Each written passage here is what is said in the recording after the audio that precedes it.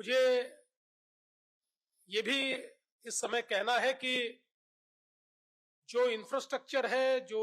Ecosystem है, जो वातावरण है, ये तो बहुत अच्छा तैयार हुआ है। अब वीसी साहब, ये आपकी जिम्मेदारी है कि एकेडमिकली भी हमारी यूनिवर्सिटी ये देश की जो सर्वोत्तम यूनिवर्सिटीज है उसकी रैंकिंग में आए, और उस दृष्टि से जो भी आपको करना है वो करने के लिए जो भी आपको मदद चाहिए हम निश्चित रूप से करेंगे। क्योंकि मैं ऐसा मानता हूं कि जब हम इतना अच्छा इंफ्रास्ट्रक्चर तैयार करते हैं और इतनी सारी फैसिलिटीज तैयार करते हैं, तो यहां से जो हम रिसोर्स तैयार करेंगे वो भी वर्ल्ड क्लास इस प्रकार का रिसोर्स तैयार हो। आज हम लोग देखते हैं कि हमारी जो सारी सिस्टम है उस सिस्टम में भी काफी बदलाव हो रहा है। आज क्रिमिनल जस्टिस सिस्टम में 3 नए कानून हमने तैयार किए हैं। 1860 का जो हमारा आईपीसी था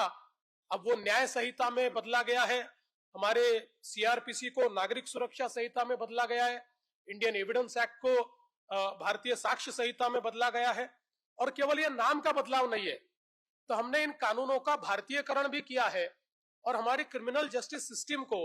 हम लोग एक गति प्रदान करें, उसमें विश्वास लोगों का बढ़ाए। और आज टेक्नोलॉजी ने क्रिमिनल जस्टिस सिस्टम में प्रोसिक्यूशन को एड करने के लिए जिस प्रकार के टूल्स हमको उपलब्ध कराए उनका इस्तेमाल ज्यादा से ज्यादा हो,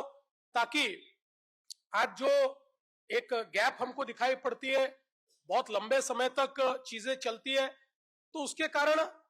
लोगों का जो विश्वास होता है उस विश्वास के ऊपर एक प्रश्न चिन्ह निर्माण होता है। उस सिस्टम को बदलने का काम अब ये 3 कानूनों के माध्यम से निश्चित रूप से होगा और हमारी क्रिमिनल जस्टिस सिस्टम में एक तेजी भी आएगी, उसमें एक अकाउंटेबिलिटी भी आएगी, और मैं ऐसा मानता हूं कि हमारा रेट ऑफ कन्विक्शन भी उसके कारण बहुत बड़े पैमाने पर बढ़ेगा। और अभी जो हमारे सारे स्टूडेंट्स हैं, अब ये सारे स्टूडेंट्स अब इन नए सिस्टम्स को पढ़ेंगे, उसमें पारंगत होंगे, और मुझे ऐसा लगता है कि इन नई सिस्टम्स के साथ एक बदलती हुई जो हमारी दुनिया है उस दुनिया में हमारे सारे स्टूडेंट्स कदम रखने वाले। आज हम लोग देखते हैं कि विशेष रूप से हम जब दुनिया की 4थी सबसे बड़ी अर्थव्यवस्था बने हैं, तो हमारे जो कमर्शियल डिस्प्यूट्स है इसका भी रिजोल्यूशन फास्ट हो,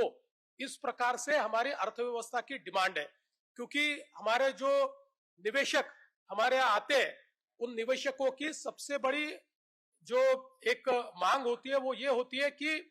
कोई भी डिस्प्यूट जब तैयार होता है, कमर्शियल डिस्प्यूट तैयार होता है, तो उसको न्यायपूर्ण पद्धति से उसका रिजोल्यूशन होना चाहिए और कम से कम समय में उसका रिजोल्यूशन होना चाहिए। और इस पर हमारा जो रैंकिंग होता है उस पर हमारे निवेशक हमारे देश में निवेश करें या न करें इसके ऊपर विचार करते हैं। इसलिए ये सारी जो बदलती हुई सिस्टम्स है इसके अनुरूप हमारे जो अधिवक्ता है उनकी ट्रेनिंग, उसके अनुरूप उनका एक्सपीरियंस ये भी बिल्ड करने की जरूरत है। तो मुझे लगता है कि आज हमारे सामने जहां एक और हमारा संविधान है जो हमारे भारत रत्न डॉक्टर बाबा साहेब आंबेडकर जी की अगुवाई में दुनिया का सर्वश्रेष्ठ संविधान हमको मिला है, और जो संविधान हमारे सर्वोच्च न्यायालय के अनेक निर्णयों से इवॉल्व हुआ है वो हमारा शाश्वत मूल्य है। उस शाश्वत मूल्य के साथ बदलती हुई दुनिया के जो चुनौतियां हमारे सामने आ रही है, आज हम लोग देखते हैं साइबर क्राइम ये एक बहुत बड़ी चुनौती है, साइबर ब्रीचेस ये बहुत बड़ी चुनौती है, आर्टिफिशियल इंटेलिजेंस एक नई चुनौती हमारे सामने लेकर आ रहा है। चुनौती के साथ साथ एक नया अवसर भी आर्टिफिशियल इंटेलिजेंस के कारण हमारे सामने आ रहा है। और मैं ऐसा मानता हूं कि हमारी जो जस्टिस सिस्टम है और हमारी जो वकालत है इसमें भी बहुत बदलाव टेक्नोलॉजी ला रही है, आर्टिफिशियल इंटेलिजेंस ला रहा है। आजकल हम लोग जानते हैं कि चीजें चैट जीपीटी से सारी चीजें मिल जाती है। अगर कोई चाहे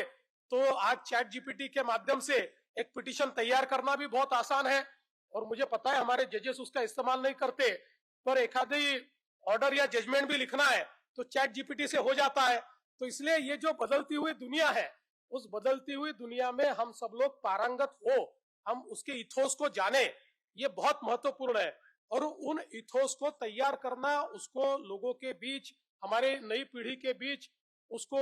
एक प्रकार से पारंगत करना, ये सारी चीजों के लिए मैं ऐसा मानता हूं कि यूनिवर्सिटी से अच्छी जगह कोई हो नहीं सकती। यूनिवर्सिटी ये केवल शिक्षा देने वाली जगह नहीं होती है, ये नवाचार की जगह भी होती है, ये नए इथोस को तैयार करने वाली जगह भी होती है, ये नई टेक्नोलॉजी को जन्म देने वाली जगह भी होती है, ये नए प्रोसेसर्स को तैयार करने वाली भी जगह होती है। तो मैं ऐसा मानता हूं कि आज हमारी नेशनल लॉ यूनिवर्सिटी एक बहुत अच्छे तरीके से इवॉल्व हो रही है। मैं वो दिन देखता हूं, आज तो आपको कोई काम करना है, आपको लाइब्रेरी बांधनी है तो आप सरकार के पास आते हो, सरकार से आपको पैसा लेना पड़ता है। लेकिन हमारी यूनिवर्सिटी की स्ट्रेंथ आने वाले 5 साल 10 साल में ऐसी हो कि ये यूनिवर्सिटी पूरे तरीके से सेल्फ सफिशिएंट हो और हमारी यूनिवर्सिटी ये देश की जस्टिस सिस्टम में और अलग अलग प्रकार के जो अल्टरनेट हमारे